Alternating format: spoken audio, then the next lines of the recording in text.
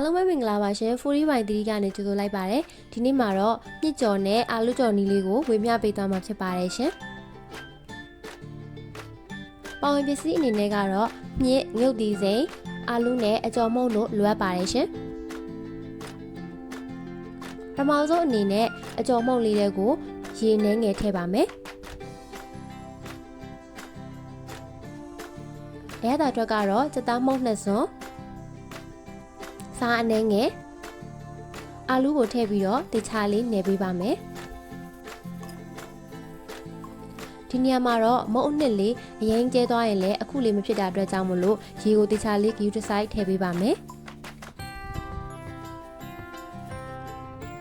အာလူလေးစပြီးတော့ကြော်ပါမယ်ကြော်တဲ့ခါမှာလည်းအာလူလေးကတ်မသွားအောင်လို့ဟိုဘက်ဒီဘက်လေးလှန်ပေးပါမယ်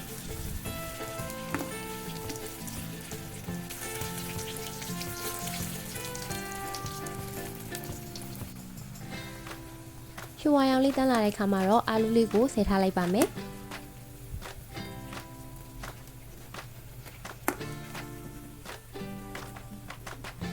အခုဆိုရင်တော့အာလူကြော်လေးရရှိသွားပါပြီအာလူကြော်ထားတဲ့မုန့်နှစ်ထဲမှာပဲမြစ်ကိုထည့်ပါမယ်ငုတ်ဒီစိမ်းထည့်ပါမယ်အဲ့ဒါအတွက်ကတော့စက်သားမုန့်တစ်စွန်းထည့်ပြီးတော့တေချာလေးနေလိုက်ပါမယ်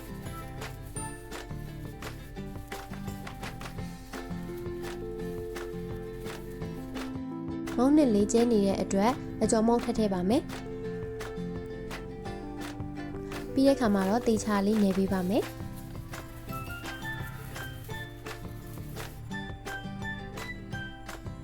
ညစ်ကိုစပြီးတော့ကြော်ပါမယ်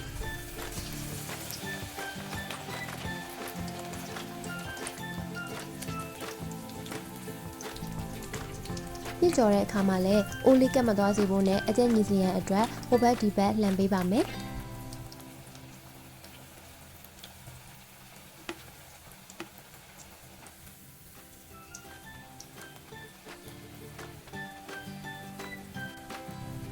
ရွှေဝါရောင်လေးတန်းလာတဲ့ခါမှာတော့မြစ်ကြော်လေးကိုဆယ်ထားလိုက်ပါမယ်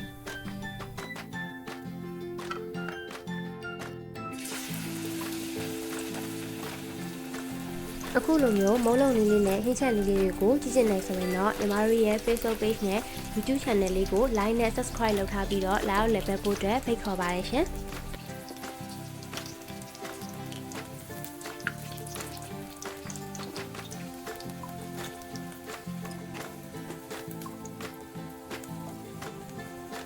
အခုဆိုရင်တော့မြစ်ကြော်လေးရရှိသွားပါပြီ